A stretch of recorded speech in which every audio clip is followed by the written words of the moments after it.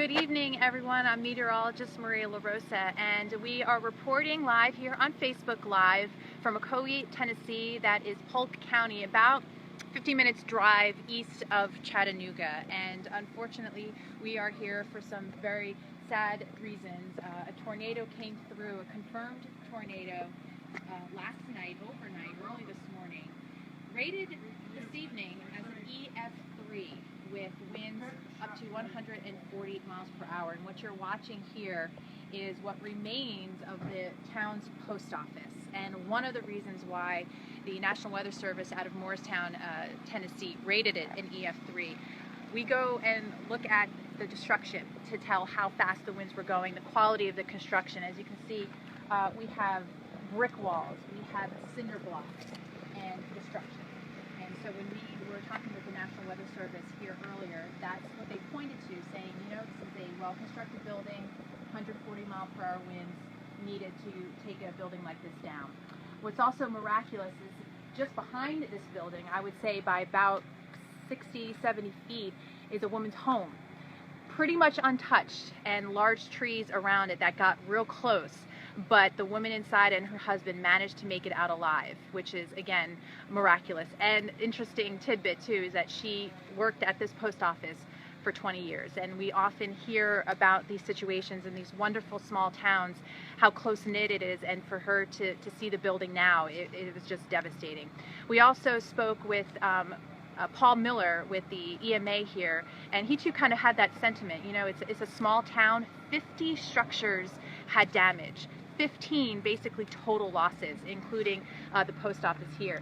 So if you think about that, for a small town to not only have its post office destroyed, but also one of their fire halls, it is a big deal. And we're right along the main route here, 411. And if you've ever perhaps driven this route or been in this part of eastern Tennessee, it is a beautiful part of the country. And it is a part of the country that's just been going through so much recently. And of course, I'm sure you've heard about the fires in Gatlinburg, which is about, I'd say, it's probably an hour and a half or so hour north of where we are here.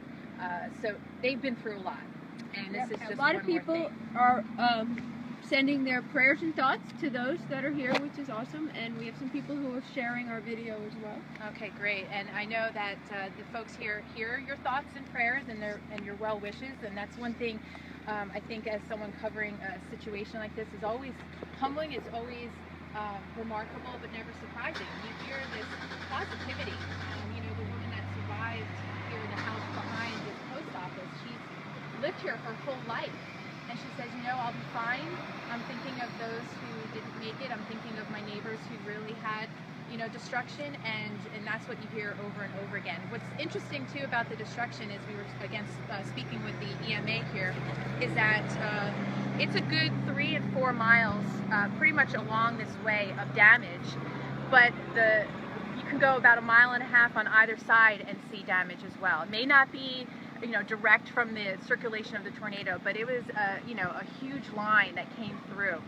And what makes it so scary, at that other level of horror, is the time of day it came through. It was late last night, middle of the night, and people awakened by the sound of the storm, and thankfully so many were able to heed that warning and get to a shelter like the woman did in her home. Well, some are asking, which I know you had said, but on the fatalities and what we've seen. Okay, so here in Polk County, this tornado is one of 5 confirmed in Tennessee, but in Polk County, unfortunately, 2 people did lose their lives, and we were told, and has been put on Facebook, and the city manager of Bloomingdale, Georgia, confirmed that one of the folks here was a volunteer firefighter in Bloomingdale, Georgia, but was here in Ocoee with his wife, Mark Polk, and his wife, Sandra, according to the city of Bloomingdale, lost their lives.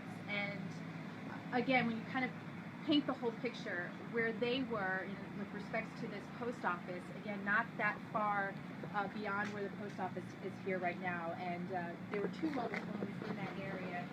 2 people in one mobile home made it out okay, and then 2 were in the other one, unfortunately, lost their lives.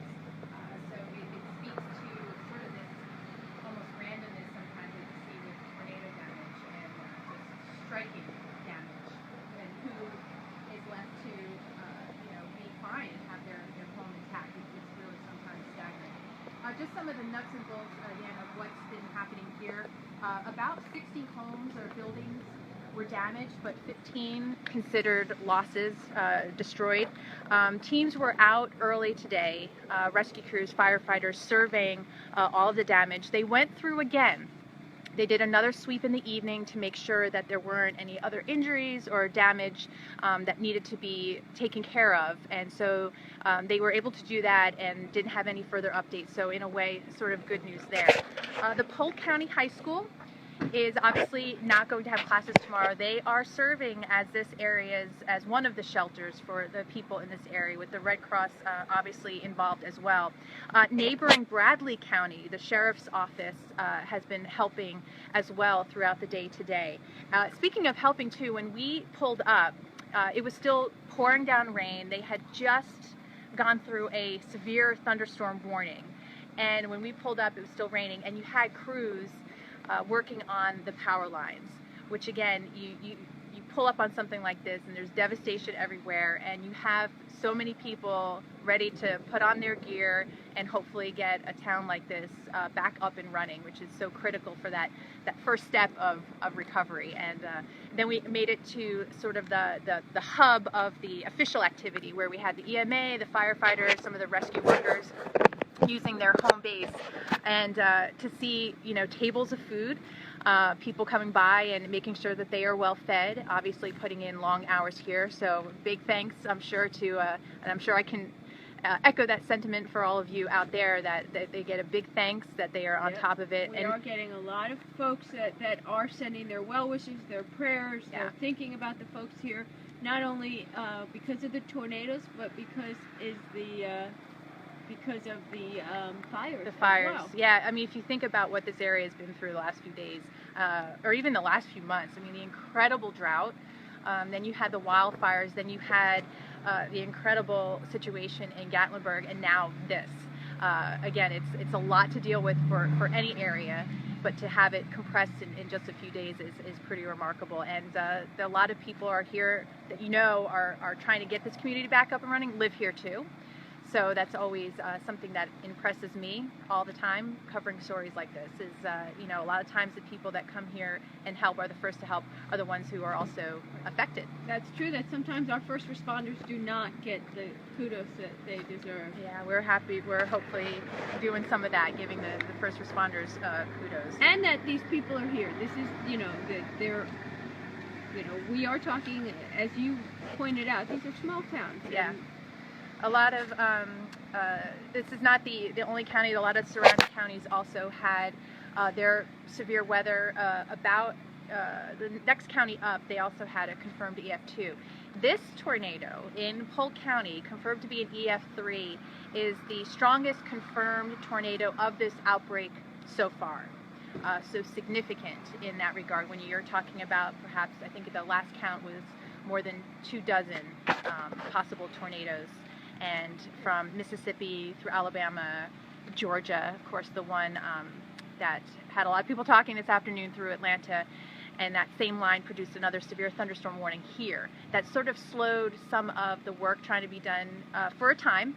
But I can tell you too, we had a beautiful sunset, absolutely gorgeous, once the rain stopped, and I can see stars overhead. So the forecast as far as the weather goes and cleanup efforts is actually good.